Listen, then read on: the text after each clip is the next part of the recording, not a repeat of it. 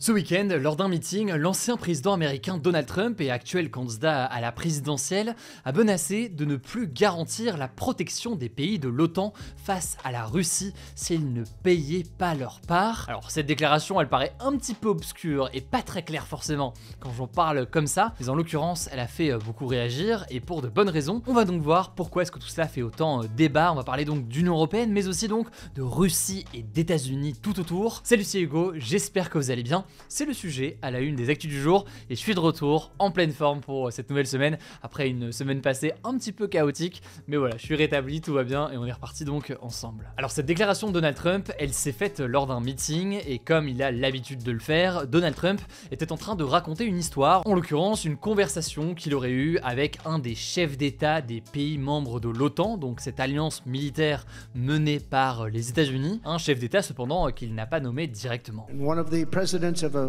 big country stood up and said, well, sir, if we don't pay and we're attacked by Russia, will you protect us? I said, you didn't pay?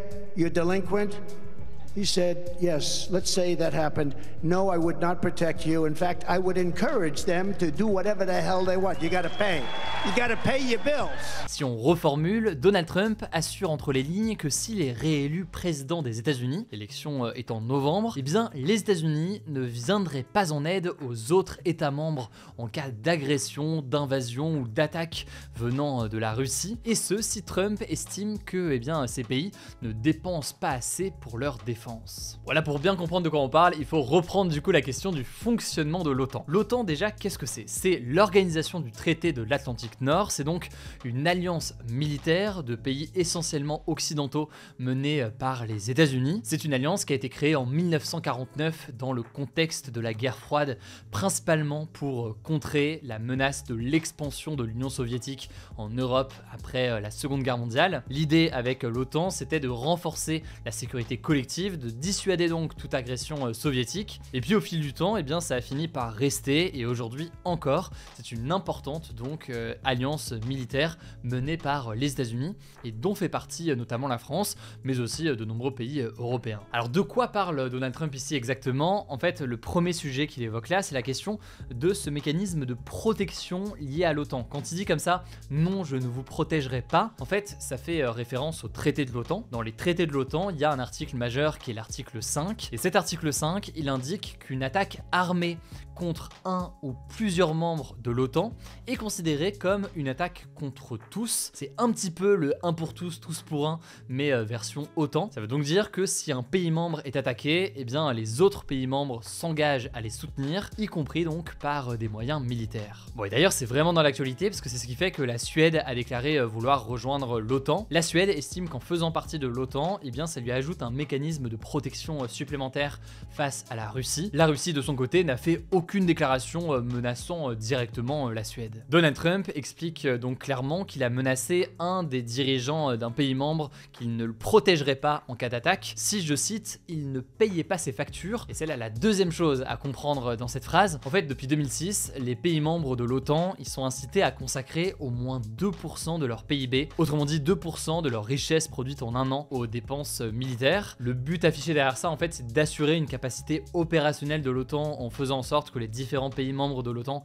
investissent finalement dans leur armée pour pouvoir en quelque sorte se tenir prêts si besoin un jour. Le truc, c'est que la majorité des pays ne respectent pas cette règle des 2% aujourd'hui. Et c'est là où c'est important de comprendre que ce chiffre, en fait, c'est en réalité une ligne directrice. C'est pas forcément une obligation. Et l'OTAN d'ailleurs ne crée pas de facture, comme l'a suggéré Donald Trump. Autrement dit, cette question des 2% et cette question d'investissement dans l'armée, c'est en soi pas complètement une obligation. Bref, mais vous vous en doutez, cette déclaration de Donald Trump, elle est vue donc comme une menace de l'ancien président américain et actuel candidat qui laisse craindre soit une non-participation au mécanisme de défense si un autre pays, par exemple en Europe, se retrouve agressé par la Russie ou une autre puissance étrangère. Et ça laisse craindre aussi, selon certains, une possible sortie à terme des États-Unis de l'OTAN si Trump est élu. Alors est-ce que ça pourrait se passer? Déjà justement, ce qu'il faut noter, c'est que Trump aujourd'hui, il n'est pas président des États-Unis. On verra donc avec les élections en novembre. Il a clairement ses chances au mois de novembre s'il s'en sort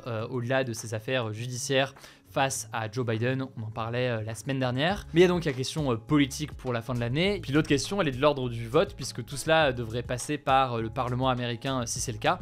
Ça pourrait donc mener à des débats extrêmement importants. Dans tous les cas, là où ça me paraît intéressant d'en parler aujourd'hui, c'est qu'on a donc la présidentielle américaine en fin d'année. Il y a aussi les élections européennes au mois de juin. C'est des élections européennes où il y aura forcément ces débats aussi sur la question de l'armée, sur la place de l'Europe, sur les mécanismes de défense à l'échelle nationale et à l'échelle éventuellement européenne. Il y a toujours des débats là-dessus. Et donc, on est dans un moment assez important où la question de la place de l'Union européenne par rapport aux États-Unis, par rapport à la Russie, sur le fait de se rapprocher ou de s'écarter de l'un ou de l'autre est au cœur des débats actuels. Faudra donc évidemment suivre tout ça et ça pose plus largement la question de la France à l'échelle internationale. Je vous mets en tout cas des liens en description pour en savoir plus. Je vous laisse avec Blanche pour les actualités en bref et puis je reviens du coup juste après. Merci Hugo et bonjour à tous. On commence avec cette première actu. Israël a annoncé ce lundi soir avoir libéré 2 otages de nationalité israélienne et argentine qui étaient retenus par le Hamas. Il s'agit de 2 hommes de 60 ans et 70 ans. Alors ça s'est déroulé pendant une opération nocturne dans la ville de Rafah, au sud de Gaza. Israël a affirmé avoir tué des combattants du Hamas lors d'une attaque dans un bâtiment où étaient retenus les otages et a également fait état de la mort d'un de ses soldats. De son côté, le ministère de la Santé du Hamas, seule source disponible sur place, a indiqué qu'il y avait eu environ 100 morts dans cette attaque. Le premier ministre israélien, Benjamin Netanyahou, a ordonné la semaine dernière à l'armée de préparer une offensive sur Rafah, où se trouve actuellement 1,4 million de Palestiniens, soit plus de la moitié de la population de Gaza. Selon l'ONU, la grande majorité se trouve dans des camps de réfugiés pour tenter d'échapper aux combats et aux bombardements dans les autres villes de Gaza. La situation humanitaire est toujours aussi catastrophique pour la population qui est menacée par la famine et les épidémies. Deuxième actu en France, le ministre de l'Intérieur Gérald Darmanin a annoncé ce dimanche la suppression du droit du sol dans le département d'outre-mer français Mayotte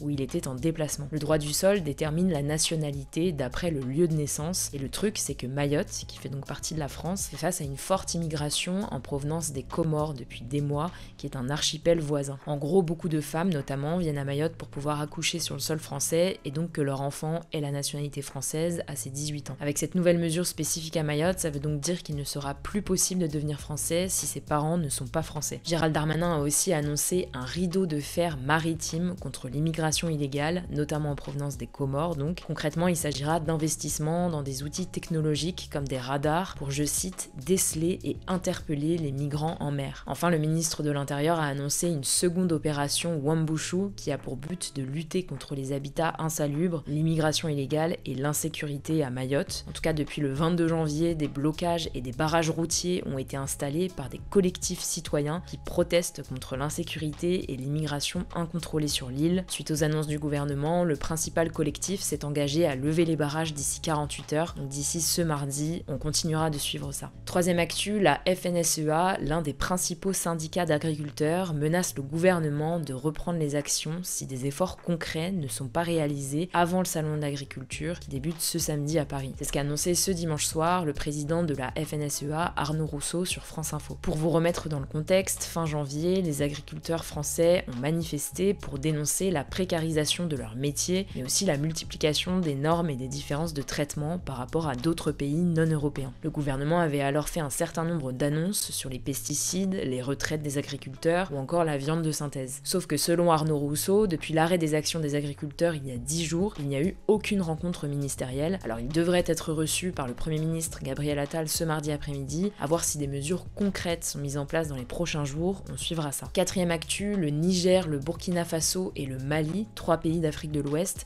pourraient créer une monnaie commune afin de sortir, je cite, de la colonisation. C'est ce qu'a annoncé le chef de la junte militaire au pouvoir au Niger, Abdourahmane Tiani. Concrètement, ces 3 pays, qui sont des anciennes colonies françaises aujourd'hui dirigées par des régimes militaires, souhaitent se séparer du franc CFA, la monnaie commune des pays membres de l'Union économique et monétaire ouest-africaine. Selon eux, la création d'une nouvelle monnaie serait une étape vers leur souveraineté nationale. Leur but, c'est en fait d'être plus autonome et prendre des décisions sans l'intervention d'autres pays, comme la France donc. Il y a quelques mois, ces 3 pays avaient déjà annoncé un projet de monnaie commune nommé Sahel, on suivra ça. Cinquième actu, en Finlande, l'ancien Premier ministre Alexander Stubb a remporté l'élection présidentielle ce dimanche. Il a recueilli près de 51,7% des voix, s'imposant face à Pekka Haavisto, membre des Verts et candidat indépendant. Près de 70% des Finlandais se sont déplacés aux urnes pour aller voter lors de ce second tour. A noter que la fonction de président président en Finlande est différente de celle en France. Le président finlandais a notamment moins de pouvoir que son premier ministre. Cependant, il dirige la politique étrangère du pays en étroite coopération avec le gouvernement, mais il est également commandant suprême des forces armées. C'est donc un rôle très important en ce moment en Finlande, car le pays a adhéré en avril 2023 à l'OTAN, cette alliance militaire de pays occidentaux menée par les États-Unis à la suite de l'invasion russe en Ukraine. 6e actu, l'équipe de football de Côte d'Ivoire a remporté ce dimanche la Coupe d'Afrique des Nations en dominant en finale à domicile le Nigeria 2-1. C'est la 3e fois que les Ivoiriens remportent cette compétition après 1992 et 2015. En tout cas, cette victoire, elle est presque synonyme de miracle, car les Ivoiriens étaient au bord de l'élimination en phase de poule. Ils avaient été repêchés grâce à la victoire du Maroc face à la Zambie lors de la dernière journée. On termine avec cette actu. Cette nuit a eu lieu le Super Bowl, donc la finale du championnat de football américain, qui est par ailleurs l'événement le plus regardé aux États-Unis. Alors au-delà de la victoire des Chiefs de Kansas City, ce qu'on peut retenir, c'est la prestation du chanteur Usher lors de la mi-temps. Il a fait venir notamment Alicia Keys ou encore Ludacris.